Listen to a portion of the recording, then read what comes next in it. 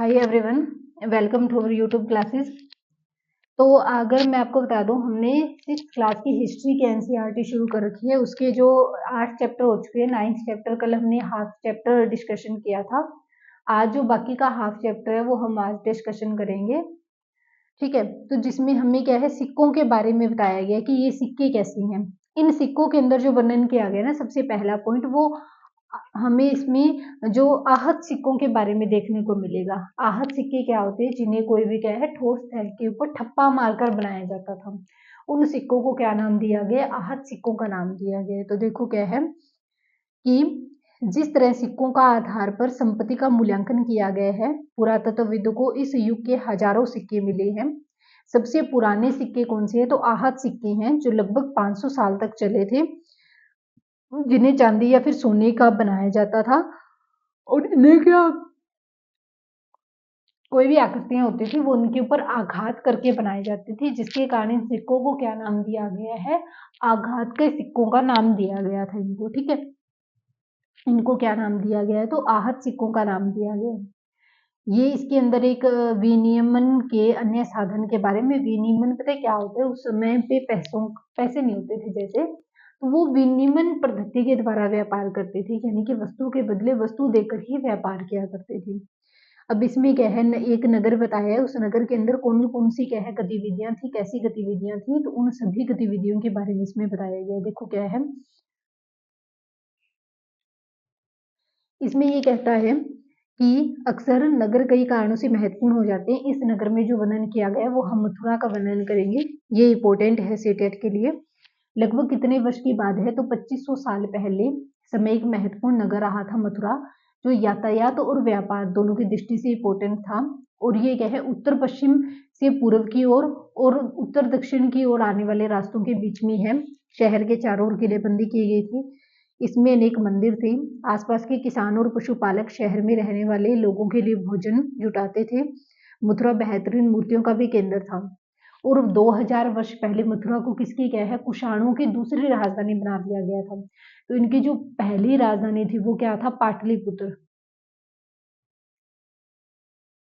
ठीक है, दूसरी राजधानी क्या था, दूसरी राजधानी तो मथुरा को बना लिया था कुषाणों ने।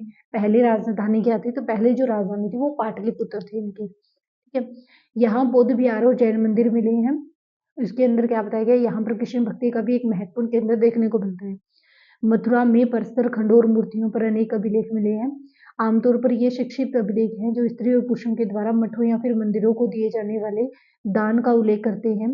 प्राय शहर के राजा, रानी और अधिकारी, व्यापारी और शिल्पकार इस प्रकार के दान करते हैं। उदाहरण के लिए मथुरा के अभिलेख में सुनारों का, लुहारों का, बुनकर, टोकरी बुनने वाले, माला बनाने वालों और इत्र बनाने वालों का उल्लेख मिलता है। यानी कि जो मथुरा के जो भी अभिलेख हैं उनके अंदर हमें अलग अलग रहने वाले जो लोग थे उनके बारे में पता चलता है। इस जो पॉइंट के अंदर हमें बताया गया है वो क्या है, शिल्प और शिल्पकार, यानी कि शिल्पकार और जो उनके द्वारा जो भी क्या है कलाकृति बनाई गई थी, यानी कि शिल्प जो रचना की गई थी उसके बारे में बताया गया है। पुरास्थलों से शिल्पों के नमूने बने हैं। इसमें मिट्टी के बहुत ही पतले और सुंदर बर्तन हैं, जिन्हें उत्तरी काले चमकीले पात्र कहा गया है। ये नाम याद में ध्यान में रखना, उत्तरी काले चमकीले पात्र, क्योंकि ये ज्यादातर उपमहाद्वीप के उत्तरी भाग में मिले हैं तथा ये प्राय काले रंग के होते हैं। इनमें से एक खास चमक भी होती थी। ये मैक्सिमम कौन से कलर के होते थे, तो काले रंग के बनाए जाते थे। कौन से भाग में ज्यादातर मिलते हैं, तो उत्तर के भाग में ज्यादातर मिलते हैं। अन्य दूसरे शिल्पों के अवशेष बचे हुए नहीं है। जैसा कि भिन्न भिन्न ग्रंथों में हमें पता चलता है कि कपड़ों का उत्पादन बहुत ही महत्वपूर्ण था। उत्तर में वाराणसी, कपड़ों के लिए कौन सा प्रसिद्ध है, तो उत्तर में वाराणसी और दक्षिण के अंदर मदुरई प्रसिद्ध है। यहाँ पर क्या देखने को मिलता है, स्त्री और पुरुष दोनों ही काम करते थे। अनेक शिल्पकार तथा व्यापारी अपने अपने संघ बनाने लगे थे, जिन्हें क्या कहा गया, श्रेणी कहा गया। इस श्रेणी से भी क्या है, सीटेट में क्वेश्चन पूछा गया है। शिल्पकारों की श्रेणियों का काम प्रशिक्षण देना, कच्चा माल उपलब्ध करवाना, तैयार माल का वितरण करना। जबकि जो व्यापारियों की श्रेणी थी वो व्यापार का संचालन, व्यापार का सुपरविजन करती थी कि वो सही ढंग से हो रहा है या नहीं। यानी कि शिल्पकारों की श्रेणी थी वो अलग काम करती थी, व्यापारियों की श्रेणी थी वो अलग काम किया करती थी। श्रेणियां बैंकों के रूप में भी काम करती थी, जो उसमें मिले लाभ का कुछ हिस्सा जमा करने वालों को लौटा दिया जाता था, या फिर मठ आदि धार्मिक जो संस्थान थे उनको दे दिया जाता था, जो बाकी बचा हिस्सा था। इसमें जो वर्णन किया गया है,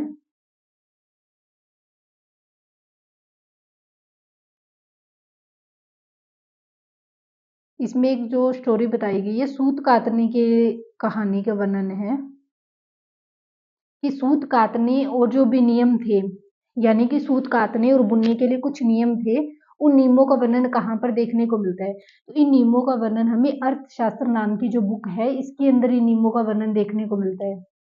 इसमें वर्णन किया गया है कि जिस प्रकार एक विशेष पदाधिकारी की देखरेख में कारखानों में सूत की कताई और बुनाई की जाती थी। ऊन, पेड़ों की छाल, कपास, पटुआ और सन को तैयार करने के काम में विधवाओं, सक्षम और अक्षम महिलाओं, भिक्षुणी, वृद्धा वेश्याओं और राजा की अवकाश प्राप्त दासियां, सेविकाओं और अवकाश प्राप्त देवदासियों को लगाया जाता था। इन्हें इसके काम की और गुणवत्ता के अनुसार में परिश्रम देना चाहिए। जिन महिलाओं को बाहर निकलने की अनुमति नहीं होती थी, वे दासियों को भेजकर कच्चा माल मंगवाती थी और फिर उसे तैयार माल में बनवाकर वापस भेज देती थी। वे औरतें जो कारखानों तक जा सकती थी, उन्हें अपना माल कारखानों तक तड़के, यानी कि बहुत ही वो क्या है, जो मॉर्निंग पॉइंट होता है उसी समय में ले आती थी। वो सुबह जल्दी जाती थी, जहां उन्हें परिश्रम मिलता था, परिश्रमिक मिलते थे। इस समय माल को अच्छी तरह से जांचने के लिए रोशनी रहती थी। अगर निरीक्षक उस औरत की तरफ देखता है या इधर उधर की बातें करता है तो उसे सजा मिलनी चाहिए। अगर औरत ने अपना काम पूरा नहीं किया है तो उसे जुर्माना देना होगा और इसके लिए उसका अंगूठा भी काट लिया जाता था। ये कहानी बताई गई कि सूत काटने के लिए कौन से नियम थे, किस प्रकार से सूत काटा जाता था उस समय के अंदर। एक इसमें अरिका मेंढू की बात की गई है। तो ये अरिका मेंढू क्या है, एक पोर्ट होता था, यानी कि बंदरगाह के रूप में काम करता था। उस समय जितना भी मैक्सिमम जो बाहर भेजा जाता था और जो भी बाहर से चीजें आती थी तो वो सभी कहाँ से मंगवाई जाती थी? अरिका मेंढू पोर्ट जो है इसी के जरिए मंगवाई जाती थी। ये कहाँ पे है? पांडिचेरी में है। लगभग क्या है, किसकी बात करता है? 2200 से 1900 साल पहले ये काफी एक महत्वपूर्ण पोर्ट था। यहाँ दूर दूर से आए जहाज से सामान उतारे जाते थे। यहाँ पर ईंटों से बना एक ढांचा मिला है जो संभवतः गोदाम रखा गया होगा। यहाँ भूमध्य सागरीय क्षेत्रों के इंफोरा जैसे पत्र कहाँ के है? भूमध्य सागरीय क्षेत्रों के है, जिसके अंदर शराब या फिर तेल और इस जैसा कोई भी जो लिक्विड चीजें होती है ना उनको रखने के लिए काम करते थे इंफोरा का।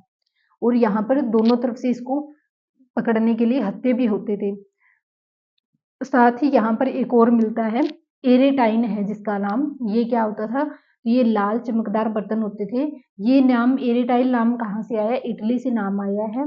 इसे मोहर लगे सांचे पर गीली चिकनी मिट्टी को दबाकर बनाया जाता था। यानी कि एरेटाइन और इम्फोरा जैसे ये कुछ नाम है जो इम्पोर्टेंट है। कुछ ऐसे भी बर्तन मिले जिनका डिजाइन कहाँ पर देखने को मिलता है? तो जिनका डिजाइन हमें रोम से मिलता हुआ देखने को मिलता है, किंतु वे यहीं बनाए गए थे। यहाँ पर रोमन लैंप, शीशे और बर्तन और रत्न भी मिले हैं, यानी कि रोमन के साथ में भी काफी व्यापार होता था। साथ ही छोटे छोटे कुंड मिले हैं जो संभवतः कपड़े की रंगाई के पात्र रहे होंगे। यहाँ पर शीशे और अर्धमूल्य पत्थरों के मनके बनाने के लिए भी प्राप्त साक्ष्य मिले हैं। इस अन्यंत्र के अंदर जो कहानी दी गई है ना, वो रोम के बारे में कहानी दी गई है। तो अगर आप एक बार इसको पढ़ोगे तो भी ये आपको मतलब हो जाएगी। इसके अंदर कोई खास कहानी नहीं दी गई है। वैसे भी इसमें कोई भी पढ़ने वाली चीज भी नहीं है। तो एक बार अगर आप देखना चाहो तो आप देख सकते हो कि किस प्रकार से जो कहानी गई है। अब ऐसे भी कुछ ना ये पत्थर मिले हैं जिन पत्थरों के ऊपर ना छोटे छोटे अभिलेख मिले हुए लिखे हुए मिलते हैं कि जो भी राजा होता था वो कहीं पे जा रहे होते थे, उनको कोई संदेश देना था अपनी जनता, तो वो क्या करते थे, बड़े बड़े पत्थरों के ऊपर अपने संदेशों को लिखवा देते थे। क्यों? क्योंकि जो अगर पत्तों की छाल के ऊपर लिखवाते तो वो कुछ समय के बाद में नष्ट हो जाते थे, लेकिन उन्होंने पत्थरों के ऊपर लिखवा दिया ताकि वो समय के साथ में नष्ट ना हो। उनके ऊपर अगर धूल मिट्टी लग रही है, अगर बारिश से पानी की बूंदें गिरी है तो भी वो खराब नहीं होते थे, जो कि जो है वो बने रहते थे और काफी लंबे समय तक लोग इसका इस्तेमाल करते रहे थे। ठीक है, यानी कि जो भी कहानी है इसके अंदर हमें देखने को मिलती है ना, वो यही है कि कैसे बाहर के जो देश थे उनसे भी हमारे देश में काफी चीजें आती थी।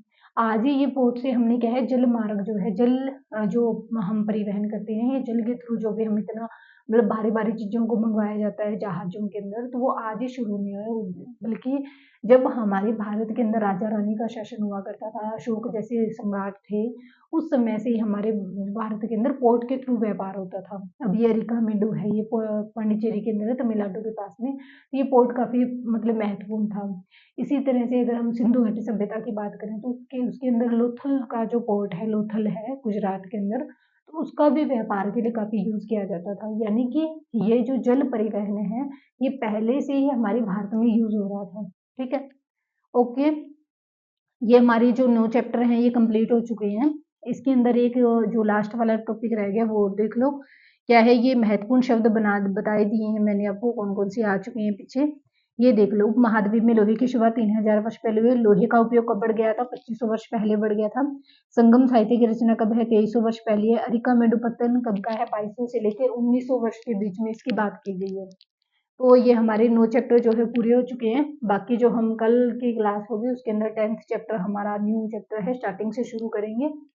और ज़्यादा से ज़्यादा हमारे जो वीडियोस हैं उनको लाइक करें, सब्सक्राइब करें, बेल आइकन को प्रेस करें, ताकि जो भी नई क्लास आती है उसका सबसे पहले आपको नोटिफिकेशन मिले और आप टाइम पे जाकर अपनी क्लास को कंप्लीट कर सकें। ओके, थैंक यू, बने रहिए हमारे चैनल के ऊपर।